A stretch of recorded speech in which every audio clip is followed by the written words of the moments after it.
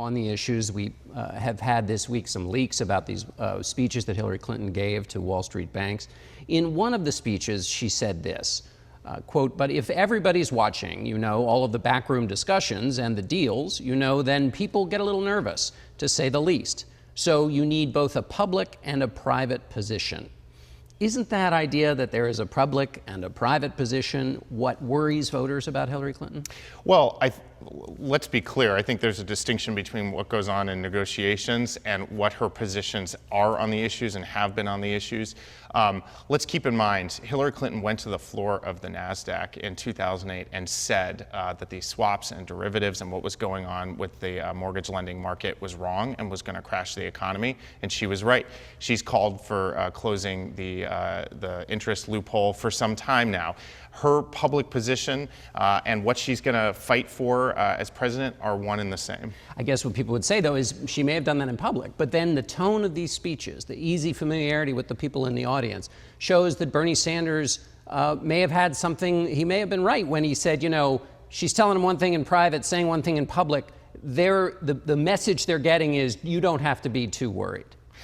Well, that's not the message at all. And like I said, she went to the floor of that NASDAQ and said that what Wall Street was doing was wrong. And Bernie Sanders has come out and said he's reviewed this information, first of all, which we can't verify right now. So I can't speak to whether any of these documents or emails are actually correct. But regardless, Bernie Sanders himself has weighed in and said the choice in this election is clear.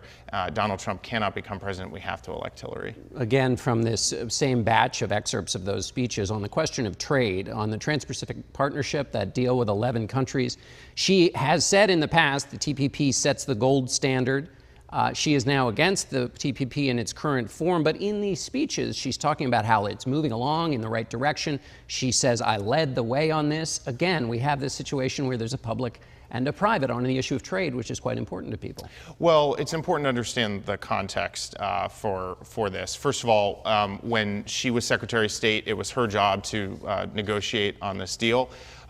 She began that process, but she didn't finish it, and she certainly wasn't involved in the final language that went out. She had three key things that she said we need to have in any trade deal: that it needs to create jobs, that it needs to raise wages here in the United States, and it needs to be consistent with our security imperatives. And TPP didn't meet that test, the final language, which she wasn't a part of that final step in the process. But John, I think it's just really important to understand the context of all this.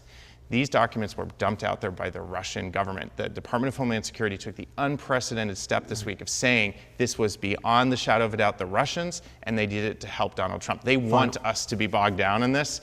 We want to focus on the issues, and I can't verify any of these documents.